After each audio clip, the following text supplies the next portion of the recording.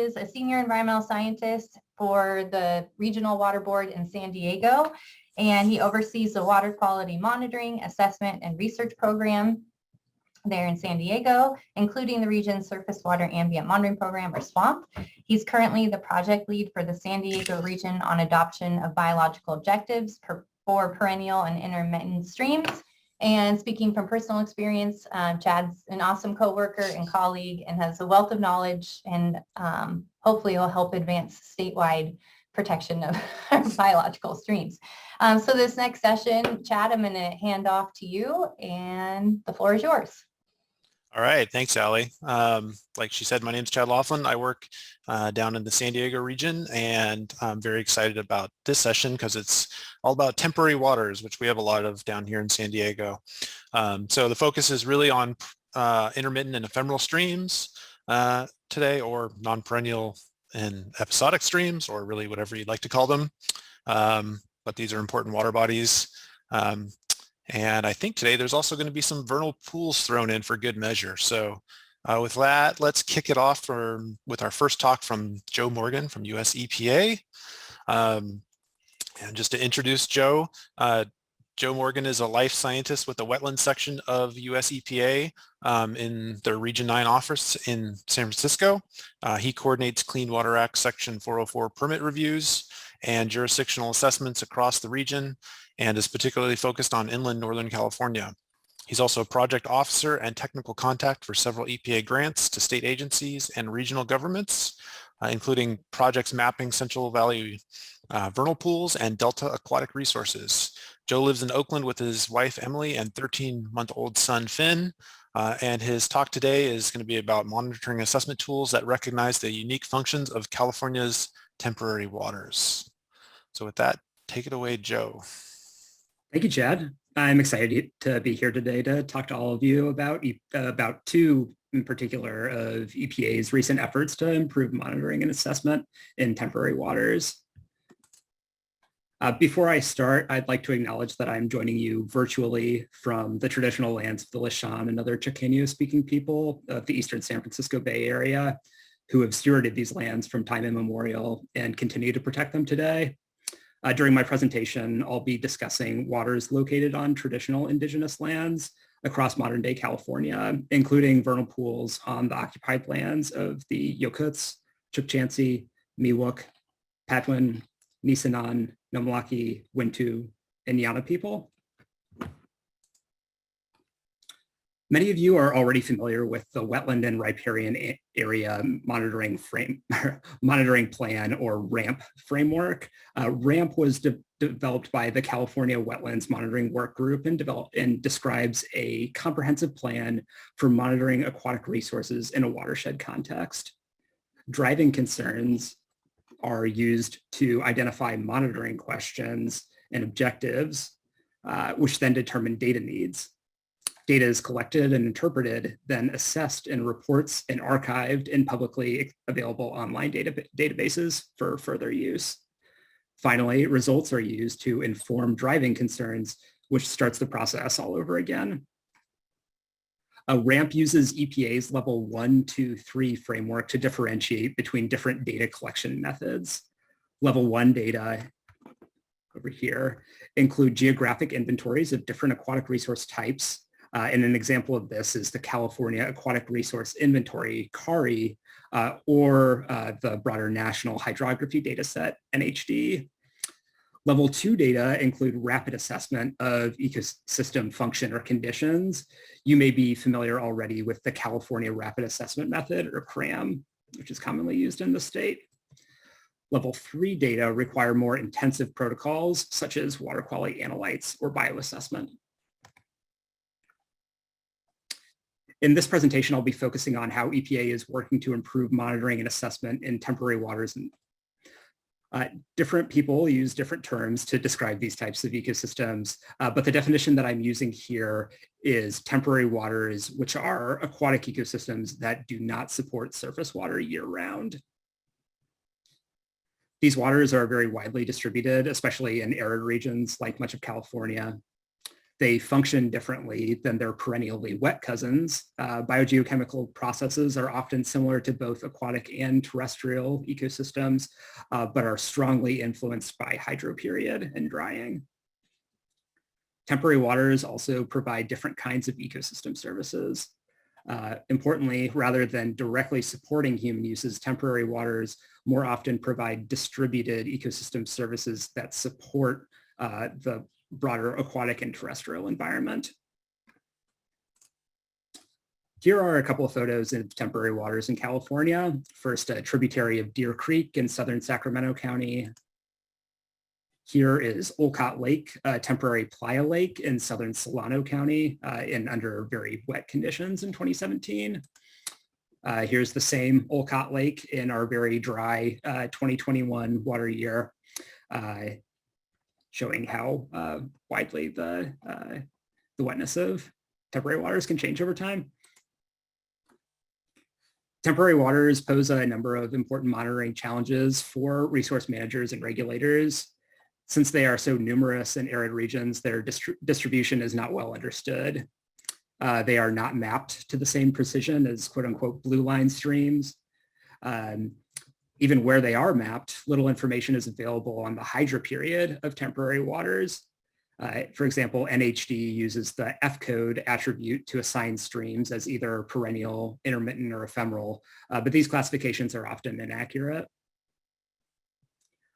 When temporary waters can be identified, level 2 assessment tools developed for perennial waters often do not accurately characterize ecological condition of temporary waters due to differences in functions and services that I described earlier. Similarly, little baseline and reference monitoring data is available for temporary waters. I'm going to dive into the first tool I want to discuss in this presentation, a new mapping approach for vernal pools in the Central Valley that I'm working on with EPA's Office of Research and Development. Since the 1970s, a core group of vernal pool ecologists have been evaluating the continued loss of vernal pool grasslands in the Central Valley, mostly from habitat conversion to irrigated agriculture. These methods use manual interpretation of aerial imagery to identify vernal pool complexes, not pools, and assign them to one of 5 cover classes. You see that in the table in the lower right: less than 2%, 2 to 5%, 5 to 10%, greater than 10%, and 100%. The acreage of each cover class lost is multiplied then by the midpoint of each cover class to give a very crude estimate of how many wetted acres of vernal pools were lost during the studying period. EPA recently funded a remapping effort that uses the same methods and expect the results will be available in early 2022. At the same time, we're also looking into new potential methods to identify and track individual vernal pools in a way that could both validate the manual interpretation and provide additional remotely sensed information on vernal pool condition and function. The approach that we're looking at uses time series analysis of synthetic aperture radar, or SAR. Inundated areas have very low backscatter of SAR, allowing pools to be identified during the wet season. Furthermore, SAR backscatter can be plotted against time to identify a characteristic hydroperiod for a given pixel. For example, here, a pixel located within Olcott Lake at Jepson Prairie. Here are some preliminary results from 3 given water years at Jepson Prairie, which includes Olcott Lake, the large playa lake that I showed you earlier. Darker values represent areas that are inundated for longer. And this is the 2017-18 water year. Then the 18-19 water year, where you see that the entire lake was inundated, except for the berm running through it. And plus, we can also see pretty strong signals from most, but not all, vernal pools within the study area. During the much drier 1920 area, we can see that Olcott Lake is really functioning more as a number of individual pools than as a large playa lake. And then we have many smaller pools in the rest of the landscape that don't show any inundation at all. So we're hoping to bring in other data sets to complement that SAR time series and improve our model performance. In addition to hydroperiod, vegetation indices like NDVI can be tracked through green-up and desiccation to differentiate vernal pools like this blue line here from irrigated agriculture, which greens up later in the season and stays green through the dry season. So moving on now, I'm going to switch gears and discuss another set of monitoring tools that we are developing for temporary streams, and those are streamflow duration assessment methods. Streamflow duration assessment methods, or SDMs, use physical, chemical, and biological indicators to predict the flow duration class of a given stream reach. So when I say flow duration class, I'm referring to either perennial streams that flow year-round, intermittent streams that are supported by base flow for portions of the year, but also dry out regularly, and then ephemeral streams that only flow in direct response to precipitation. SDMs are a rapid field-based assessment tool that can identify streamflow duration class for a specific study reach over a single site visit. We're hoping that SDMs can be used in a variety of settings to support jurisdictional determinations under the Clean Water Act or other statutes, to improve ecological assessment by providing accurate site-specific information on streamflow duration, to improve application of water quality standards for the same reasons, and to allow for prioritization of restoration and protection efforts in appropriate hydrologic settings.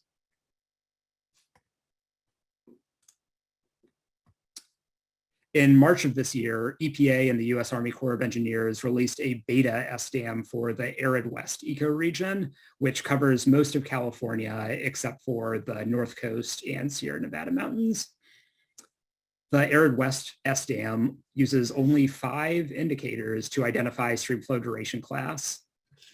Those 5 indicators are: 1, the number of hydrophytic plant species; 2, the number of aquatic macroinvertebrate individuals, and they can be living or dead; 3, the presence of EPT, Ephemeroptera, Plecoptera, or Trichoptera taxa, which are thought to be sensitive to drying; the presence and cover of algae; and the presence of fish, excluding mosquito fish. From these relatively simple parameters, a practitioner can rapidly determine whether the stream reach that they are assessing is perennial, intermittent, or ephemeral. I will also note that some combinations of parameters will give a result of at least intermittent, that means intermittent or perennial, or needs more information.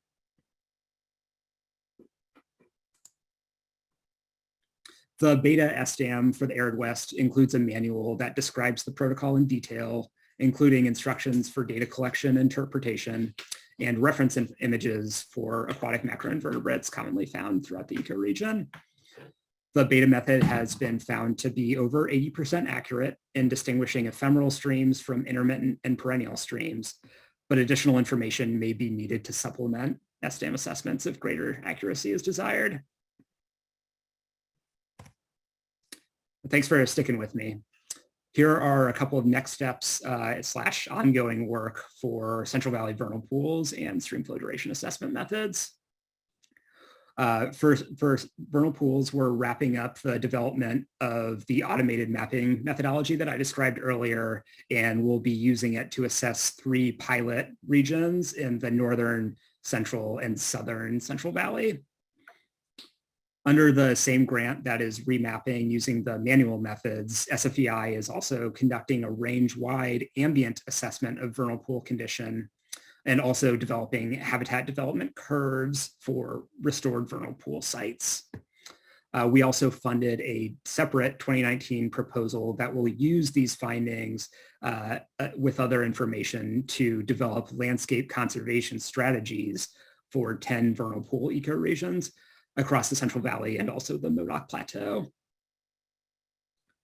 We're about halfway through the 1-year beta period for the Arid West beta streamflow duration assessment method, and we're continuing to solicit feedback for the method.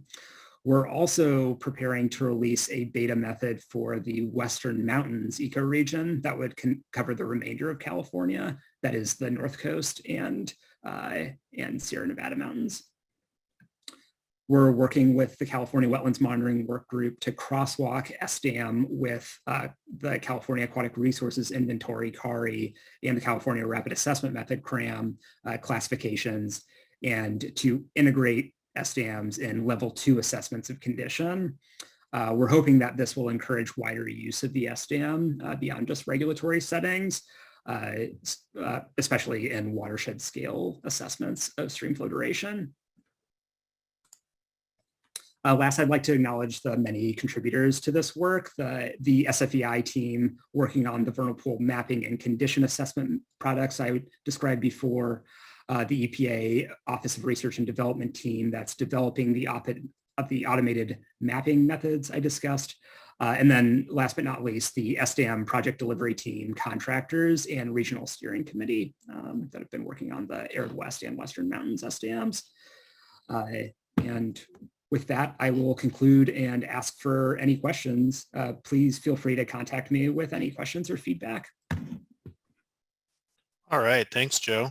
Great talk. Let's see if we definitely have some time for some questions. Let's see, there is a question that came in. Basically, it says, in England, some mayfly and stonefly taxa have species indicative of temporary and perennial streamflow. Have you tried to identify indicator taxa, for example, within the EPT? Yes, so I didn't really describe much about the SDAM development, but it used a very broad suite of parameters, including family level or lower taxonomic classifications of invertebrates at the data collection sites. I know that for SDAMs that have been developed for other parts of the country, such as the Pacific Northwest, and I believe New Mexico, that they have identified specific taxa within those EPT groups that are indicative of perennial or less than perennial flow conditions. Just for this particular SDAM, it turned out that the EPT classification worked as well as the other ones. All right, thanks. We got a couple other questions coming in. The next one is regarding, I guess it looks like a kind of a regulatory implementation question. So it looks like the question is if industrial wells can pump a stream dry for hundreds of yards. So the question would be, what stream flow duration class would that stream then belong to?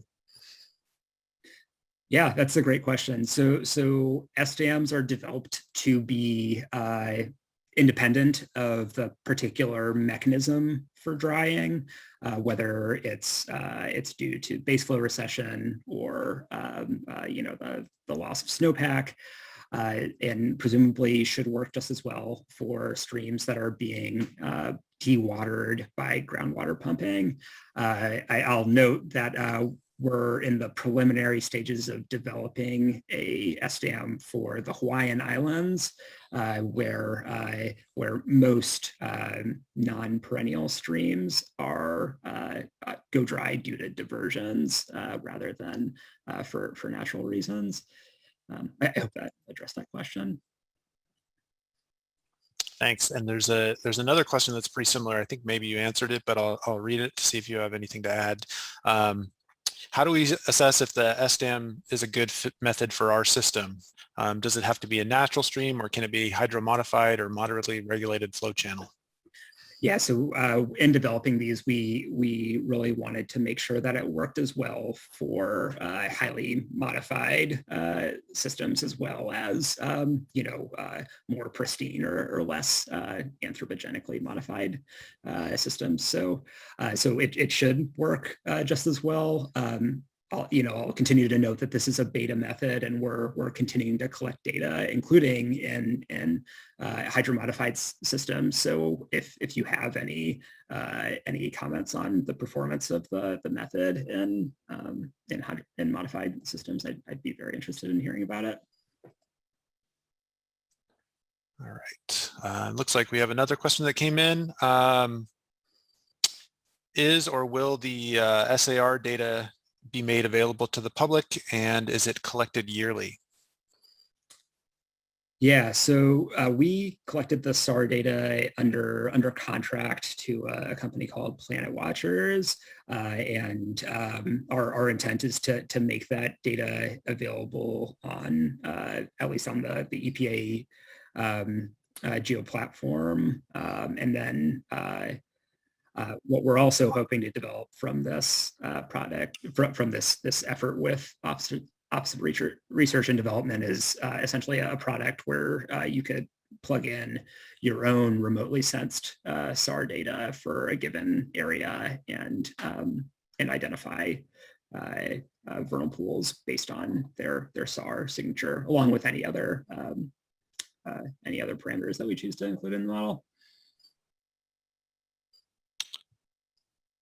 All right, thanks. So that looks like that's about all the time we have for questions right now. There are some additional questions, but Joe, please feel free to answer those in the chat feature. And then we can move on to our next speaker. Thank you so much for your time. All right, so our next speaker is Adam Price. He is a PhD candidate at the University of California at Santa Cruz, and his research focuses on the insights and applications of machine learning and artificial intelligence on emerging hydro and hydrogeological issues. His research specifically includes applying these methods to intermittent streams and rivers. And so today, the title of his talk is The Drying Regimes of Non-Perennial Rivers and Streams. Wonderful, thank you. Well, thanks for inviting me. It's really nice to see a bunch of familiar faces here, as well as some new faces. So thanks for having me today. Like Chad said, I'll be presenting my work on the drying regimes of non-perennial rivers and streams. This is work that I've done with my co-authors, Nate Jones at the University of Alabama, John Hammond at the USGS, Margaret Zimmer also at Santa Cruz, and Sam Zipper at the Kansas Geological Survey. This is kind of under the umbrella of the Dry Rivers Research Coordination Network, and we've been able to have a bunch of good conversation that this work was born out of. Also, this was recently published in GRL, so if you have any questions about this that you don't want to email me about, the paper is out there to take a look at. So to get started here, I'm gonna plant this seed or start with this idea that the aquatic sciences have this long tradition of connecting hydrologic variability to ecosystem function, characterizing ecologically important components of the flow regime. And so this diagram here on the left is from POF 97, where they introduced the flow regime concept, which is built around the timing, duration, frequency, magnitude, and rate of change of flow to classify the natural flow regime. And these unique functions of the flow regime are due to the occurrence of the flowing and the dry states, yet most of our scientific and management frameworks are built around perennial stream flow. And so while the flow regime paradigm is important for loadic systems, there's a need to extend this perspective to non-perennial rivers. And so I feel like you just saw this slide or this graphic in the last talk, but when I say non-perennial, just to clarify for everybody, I mean rivers and streams that do not have continuous flow throughout the year. And these systems comprise a majority of global river networks. And then if you see this figure here, most of contiguous US river networks as well. And these are predicted to increase in extent due to continuing human alterations and climate change.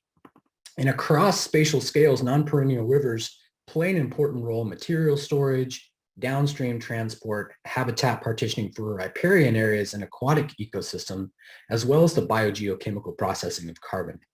So in order to connect the river drying to the physical, chemical, and biological functioning of a stream, there's need to understand not just whether a river or stream dries, but the characteristics of how it dries and how distinct or dissimilar the characteristics of drying are across watersheds with different climates, physiographies, and land cover. And so Without this information, our ability directly to compare ecosystem conditions and functions, as well as management strategies between river and stream networks, is fairly limited.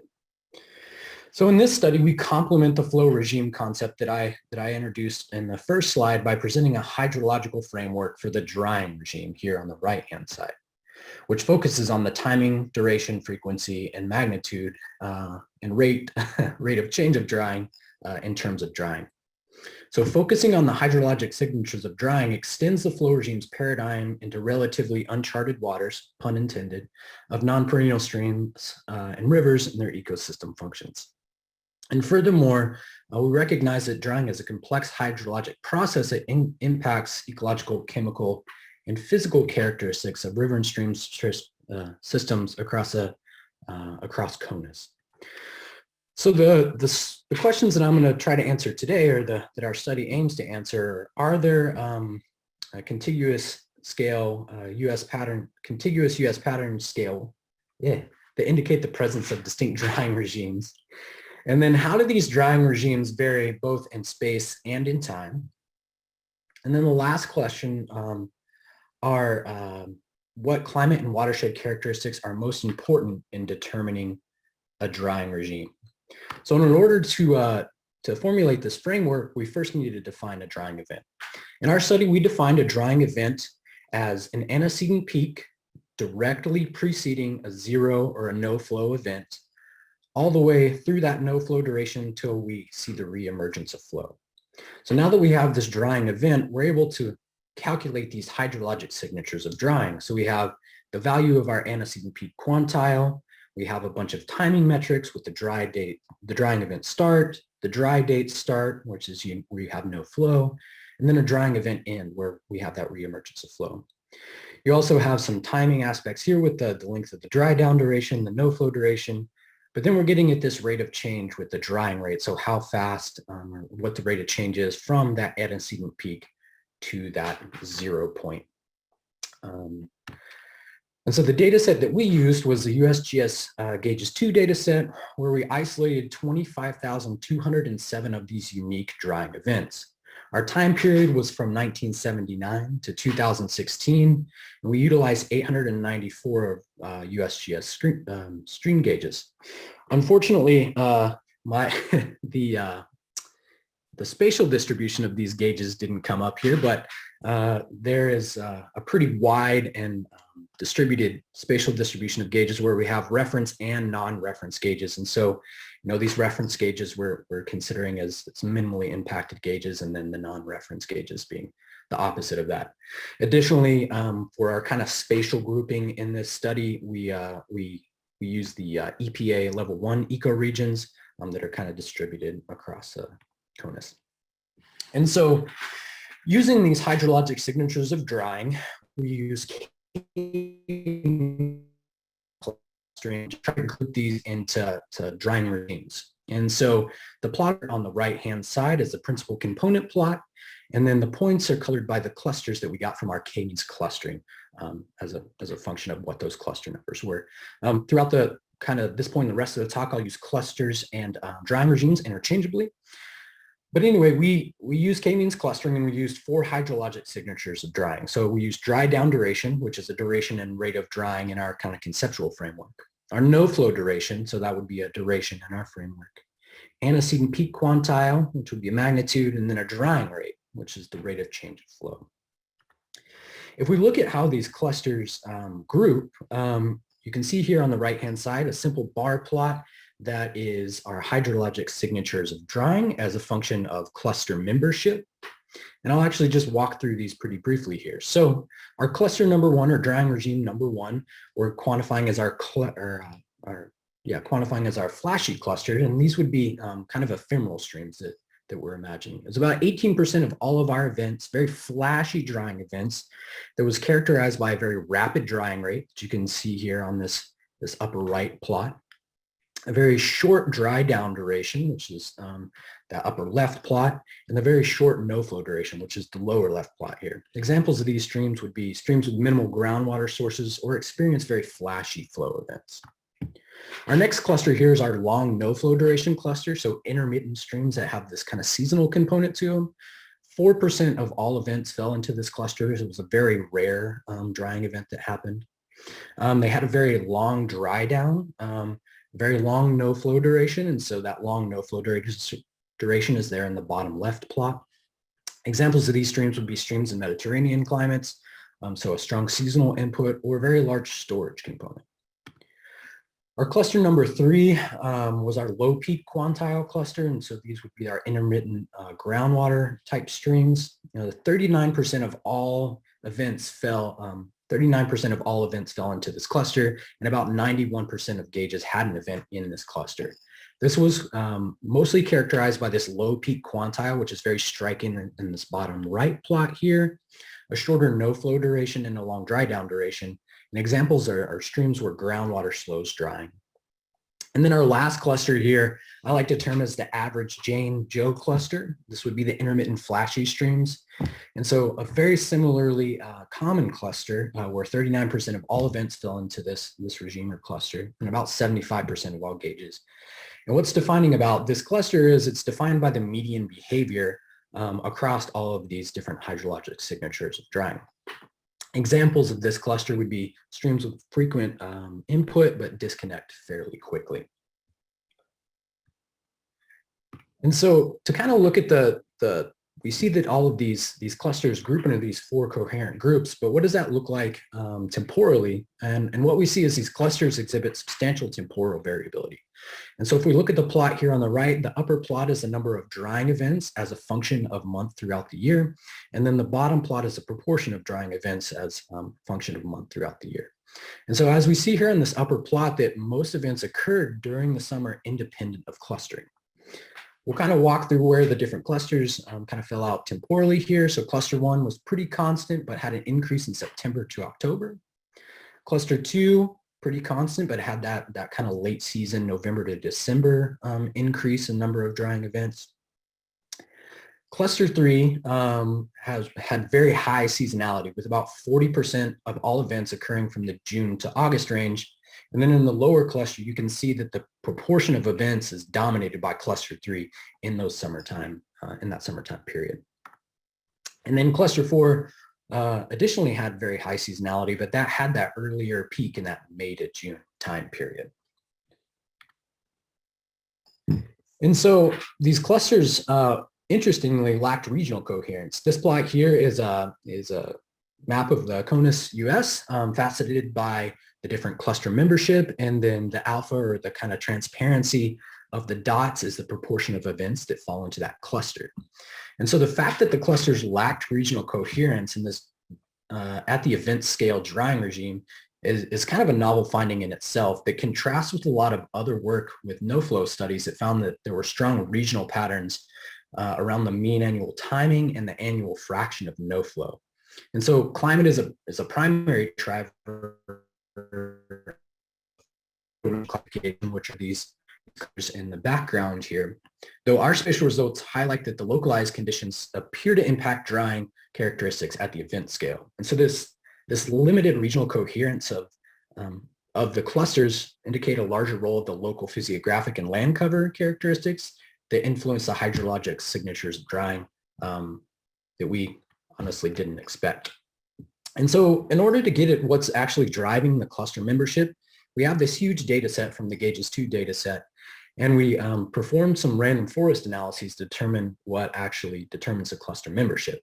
And so a very simple explanation of a random forest approach is you have, if you look at this figure here on the right, you have some random subsample of data. You have some predictor variable and you say, is there a value below this? Is there value above this? You kind of have a threshold there. Then you then split your data based on those thresholds. And then, one kind of leaf of your tree is determined by the dominant cluster that falls into that leaf. And then you continue splitting that all the way down until you have this kind of nice decision tree, so to speak. And so this is completed multiple times to determine the most important predictor variable. You then tabulate how important that predictor variable is, and you're able to tell about what the relative importance of these predictor variables are in your in your simulations. And so our approach was to build one hypertuned classification random forest model where our response variable was our cluster membership, 1, 2, 3, or 4. And then our predictor variables were land and water use and watershed characteristics. What we found from our analysis was that land and water use were 5 of the top 10 predictors. And so this plot here on the right is variable importance. And as a function of predictor variable, essentially the higher the value, the more useful it was in accurately predicting cluster membership. And so what we see is land and water use are 5 out of the top 10 predictors. Climate were 4 out of the lowest, 4 of the lowest 8 predictors, and clusters 1 and 2 with those very rare events were very difficult to predict. And so kind of to wrap up these questions that I posed in the beginning, are there these kind of CONUS scale patterns that indicate the presence of drying, distinct drying events? And we show that our results show that the drying events lack this spatial coherence, and this general lack of the regional coherence is a novel finding. But despite the wide variability in drying behavior, we were able to clump these or group these drying events into 4 distinct clusters. And this application of this conceptual framework across CONUS highlights the complexity of the interplay between the event scale characteristics and the watershed properties that together control the drying patterns of non-perennial streams. And the second question is, how do drying regimes vary in time and space? We found that the USGS gauges in the study experienced drying events belonging to multiple drying regimes throughout the record, suggesting that dominant drying mechanisms and drivers within watersheds actually change throughout time. We do note that gauges are point scale measurements, and so they're aggregating all of this kind of heterogeneity and connectivity within a watershed that we're actually observing at the gauge scale. And then finally, what climate and watershed characteristics are most important in determining a drying regime? We saw that land and water use, storage and topography, so all these physiographic characteristics were most important in determining what was happening with the drying regime.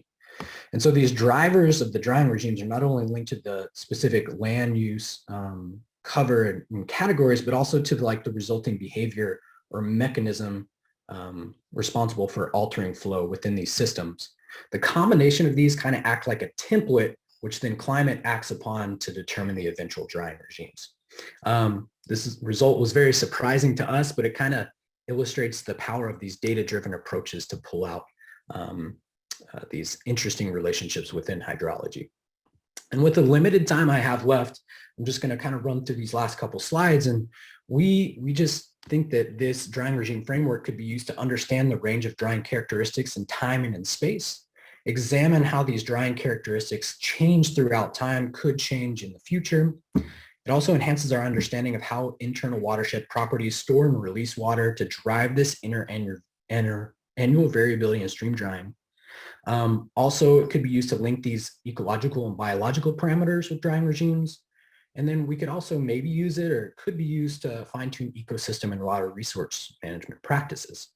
And so this study connect drying regimes to ecological functions.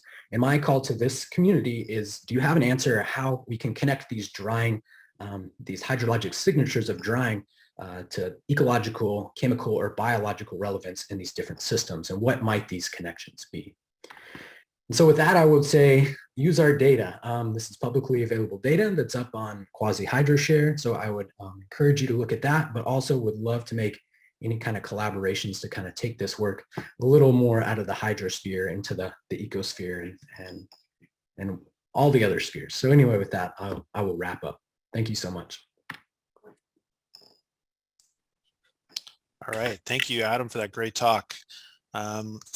Reminder to put your questions in the Q&A, and looks like we have a couple questions coming in. First one is actually one that I was going to ask myself if it wasn't asked. Given the scarcity of gauged ephemeral streams in the U.S. Gauge network, how might this bias affect your classifications? So are you missing any types of drying events? And what would be the best way to address this bias?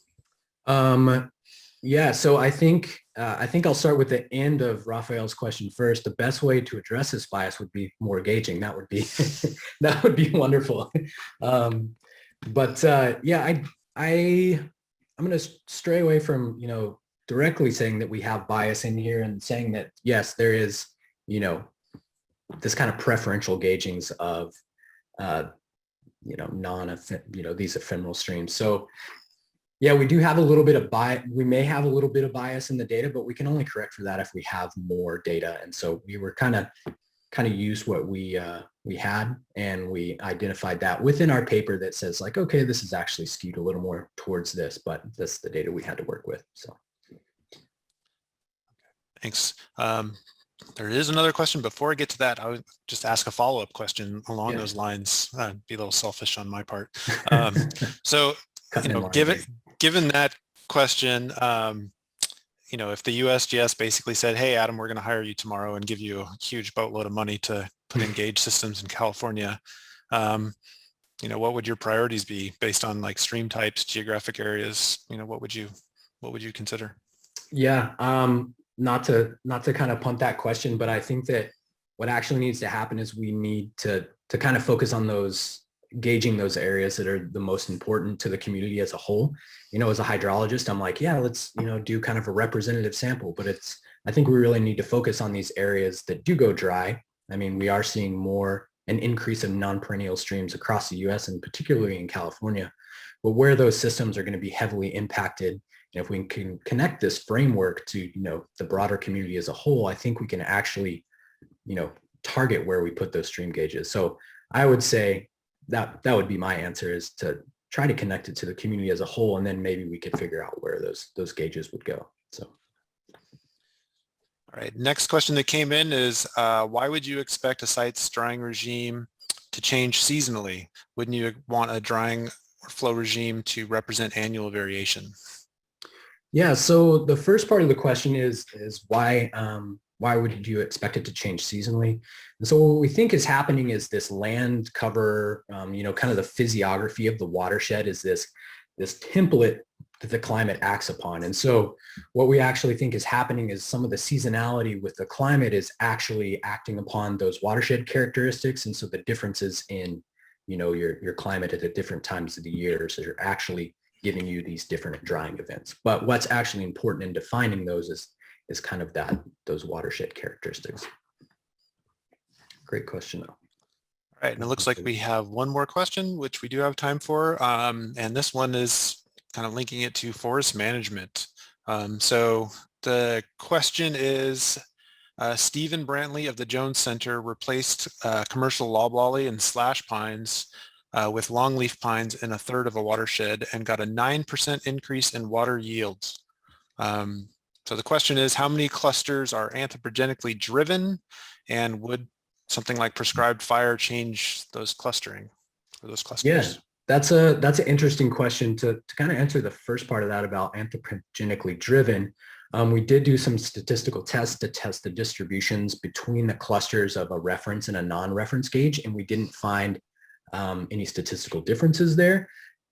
I do think that points to a larger problem of reference versus non-reference gauges, and are they really represented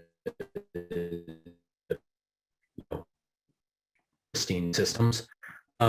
And so that's my answer, at least in this study here. And I don't know how prescribed fire would change the clusters. That would be something super interesting to parse out, is really hone in on some of these systems that have been affected by fire and see how the drying regimes change. So I don't have an answer, but I do have an interest. So that's what I have there. All right, thanks, Adam. Looks like that's the last question we can take in terms of time. And I don't see any other questions in the Q&A to answer offline at this point, but feel free to ask more questions of Adam. Thank you. All right, so our third speaker and last speaker for this session is Katie Irving from the Southern California Coastal Water Research Project, or SCWRP. Katie is a scientist specializing in the relationship between the distribution of river species and their environment. Her doctoral degree dealt with the role of hydrology in species distribution models, SDMs, on benthic macroinvertebrates. This work involved developing SDM methodology by creating a hydrologic data set, optimizing variable selection, and testing the performance of existing hydrologic data sets.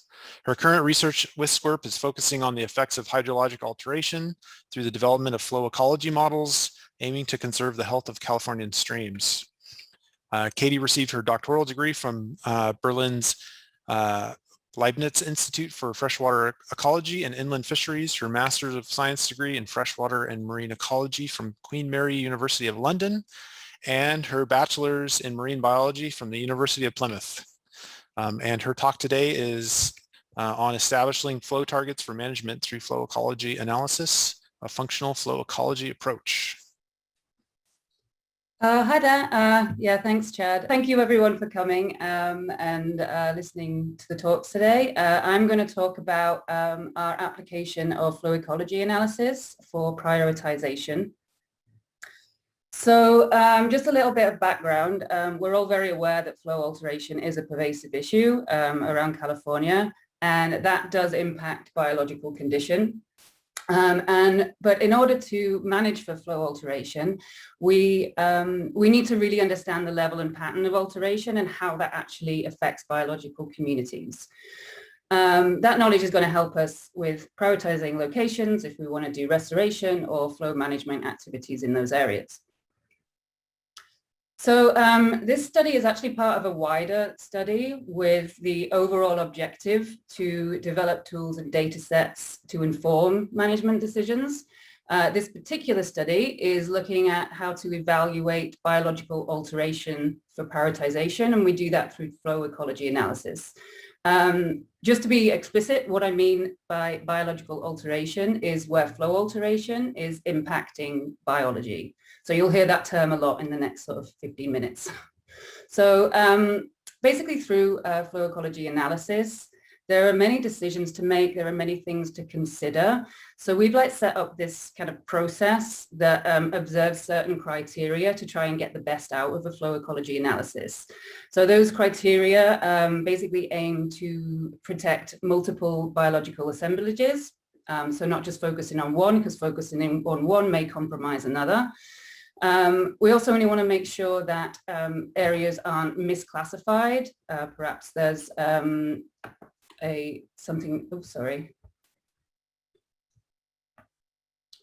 This seems to have a mind of its own. I don't know if it's delay on my side, but I'll carry on. So yeah, we don't want to misclassify an area as low priority if it should be high priority, for example.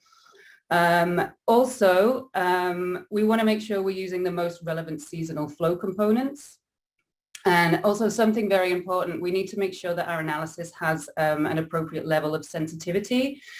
So we want to be able to discriminate locations to be able to prioritize them, because if the analysis is too sensitive, then everything is going to be altered. And if it's not sensitive enough, then everything will be unaltered, which doesn't help in our prioritization. So our study area is South Orange County Watershed Management Area. It's highly urbanized in a lot of the area, so there's a lot of irrigation and urban flows. So the work is actually conducted as part of the water quality improvement plan that's set out in the area. And the altered flow and erosion caused by that altered flow is one of the most the highest priorities. So we're looking at the areas in red. But the areas that are grayed out, they already have flow management in place, so we didn't evaluate those. So our ecology analysis has 3 tiers. I'm not going to talk about all of them today. I'm just going to talk about the middle one. So that's the biologic alteration based on CSCI and ASCII, and talk through how we determine biological alteration and observing our process criteria. So we use CSCI and ASCII. I'm pretty sure you guys know or have heard of these 2 indices before. So one based on bugs, one based on ASCII. And they're really useful for this type of analysis because they can differentiate between reference and altered sites.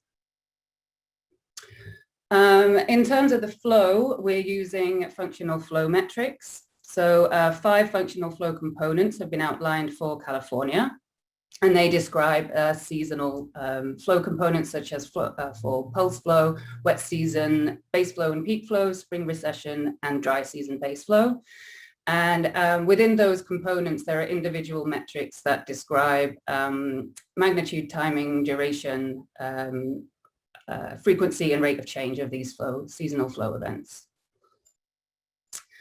So overall, how we built the flow ecology relationship is we gathered CSCI and ASCII bioassessment data from Southern California and modeled that with a delta H of each of the functional flow metrics.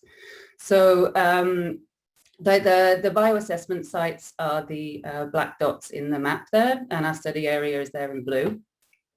And just to point out as well, the delta H is actually the change in flow metric from reference to current conditions.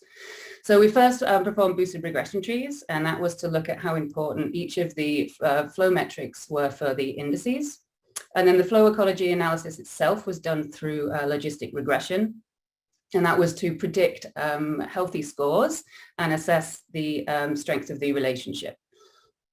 From that analysis, we're able to get delta H limits.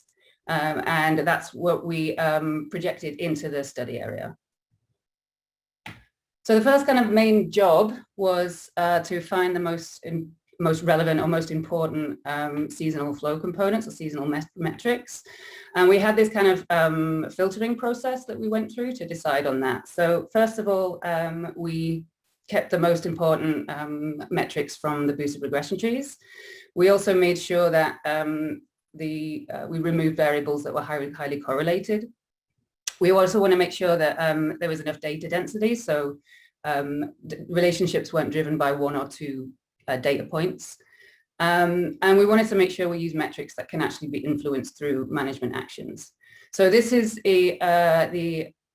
what the relative importance looks like from the boosted regression trees. So each of these bars represents an individual metric, and the colors correspond to the flow components. So we found that peak flow, the one in green, was the most important for both CSCI and ASCII, but also spring recession in blue and wet and dry season base flow were also very important. So going through that process, we kept three variables for three flow metrics for ASCII and CSCI. So the magnitude of largest storm was important for both. So that was kept for both. That was the peak flow, the green bar in the last slide. And for ASCII, we kept dry and wet season base flow. And for CSCI, we chose spring recession and wet season base flow durations. So these ones, we only did the flow ecology on focusing on these particular metrics. And this is what the flow ecology relationship looks like. So this is an example of spring recession duration for CSCI. So on the y-axis, we have probability of achieving a good CSCI score. And then on the x-axis, we have the delta H. And because this is duration, it's measured in days. So here we have our, the first thing, I'm going to talk you through an example. So the first thing we have to decide on is what probability we want to use. Basically, we can use anything between 0 and 1. For this example, I'm going to show 0.5. So where that 0.5 probability line hits the curve is basically where our delta H limits will be. So, so anywhere between within that, those limits are biologically unaltered, and then outside of those limits is biologically altered. So for example, if you had a site that was 25 days shorter than reference, then that site would be still unaltered. But if it was 50 days longer, it would be biological altered. So this example is based on the commonly used 0.79 index threshold, as well as the 50% probability threshold, as I mentioned. But there actually are a lot of other options that we can use, and this is where our sensitivity analysis comes in, of choosing the most appropriate kind of thresholds. So both CSCI and ASCII have three different index thresholds. So they correspond to likely altered, possibly altered, likely intact. So we're going to use each one of those with a combination of probability, and for this to kind of keep it simple and to get a good range, we chose these three, the 0.25, 0.5 and 0.75. We used combination of those and tested how that impacts biological alteration. Something else we'd also needed to consider was the alteration over space and time, which basically means how many years within the the period of record are within those thresholds, and how many subbasins are deemed as altered as well. So I'm going to run through this example. This is basically the exact same figure before, the spring recession for CSCI, but has the 3 different CSCI thresholds included. So you can already get to see how kind of different those are, as well as we do have our 50% probability threshold, as well as 0.25 and 0.75 that we want to test as well. So if we chose, for example, the most kind of stringent CSCI threshold, so 0.92 and 0.75 probability, our delta H limits will be 12 days longer. But if we chose a more kind of lenient option, which would be 0.63 CSCI threshold with 0.25, the delta H limit will be 70 days longer. So there's a huge difference between these 2 thresholds. So looking at that spatially, this is the study area divided up into different subbasins, and has all of the 9 combinations. So we would, if we look here, we can see, the alteration is the percent alteration over time.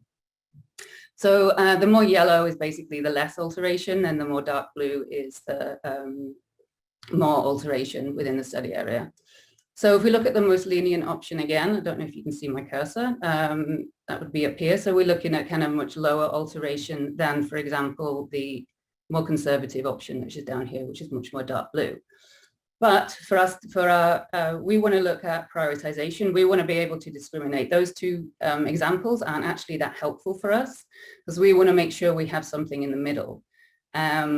We need a middle area. So what we can do is look at the percent of altered subbasins and plot that over time. And that's what you can see here.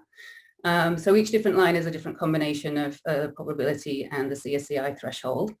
And as we want middle ground, we want combinations that are between 40 to 60% altered. And by this figure, it looks like we have 3 combinations in the gray box in the middle there that pretty much get there. And looking at those spatially again, we can see there's actually not much difference between those. So it's very similar. So we were able to discriminate between subbasins. We could basically use any of these combinations for our biological alteration analysis. So to get a final combination for each index, we repeated that process for each flow metric, and just chose the combination that was consistent between those metrics. And this is what we ended up with, and this is what we applied into the study area. So then we had to actually determine biological alteration.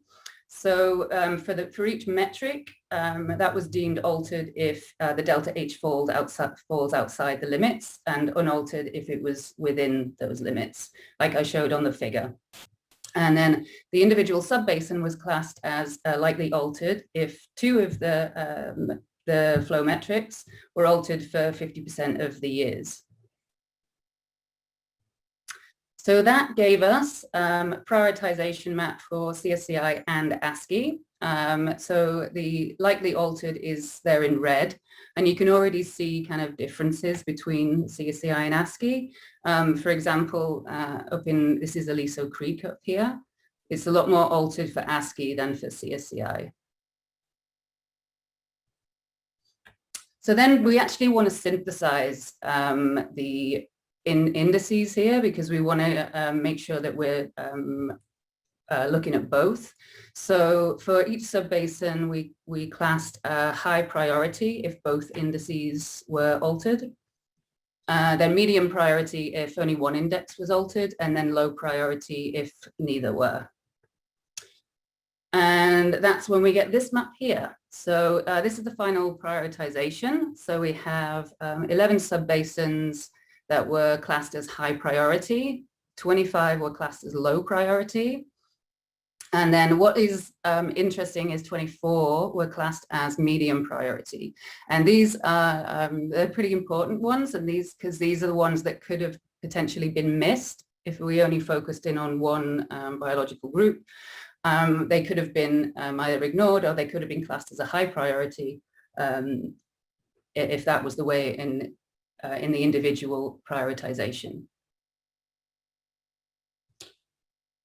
So just to sum all of that up, I outlined a process at the very beginning of the talk, and we have observed that criteria by applying analysis on 2 biological groups, also applying a flowmetric filtering process. So we made sure that we're only using the most relevant seasonal flow components. And also something very important is comparing the different thresholds that we can use actually can vastly change the amount of alteration within the study area. And I just wanted to add in that this can be applied in other regions throughout California. We obviously focused in on a very small part in Southern California.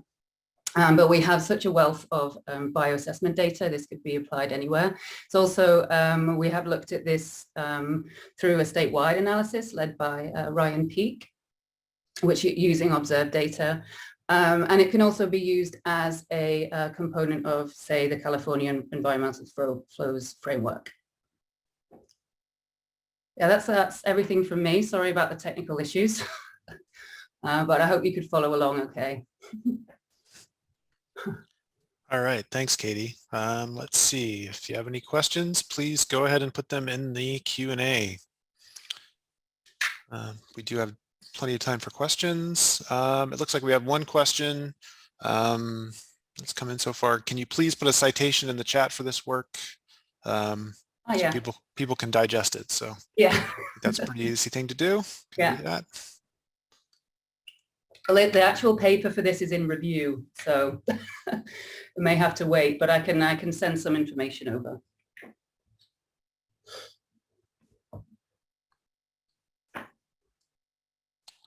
All right, no other questions coming in. So if there are no other questions, then I think I will turn it back over to Allie to talk about what's coming up next. Oh, we did have one more question that just come in. Okay. And I think we have time for it real quick. Are there any dams or channelization effects on the study area?